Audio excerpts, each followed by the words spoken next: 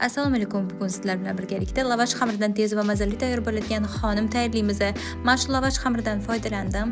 Barcha masalliqlarni opisiyaniyada yozib qoldiraman. Birinchi bo'lib lavash xamirini yog'laymiz, masalliqlarni joylaymiz, o'raymiz va qasqonni yog'lab, ikkiga bo'lib, xamirni ham ustini yog'lab 40-45 daqiqaga qaynab turgan qasqonga jo'natamiz. Xonimning qizilini men Vikolina kastrulkalarda qildim. Juda ham sifatli va hamyonbop, sizlarga ham tavsiya qilaman. Baquvvat ishlangan, uzoq yillar maza qilib ishlatasizlar. Endi xonimning qizilini birgalikda tayyorlaymiz. Kosaga 3-4 osh qoshiq tomat solamiz, yaxshilab aralashtiramiz.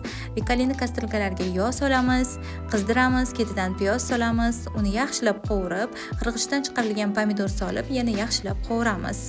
Ketidan tayyorlagan tomatning pastamizdan solamiz, yaxshilab aralashtiramiz.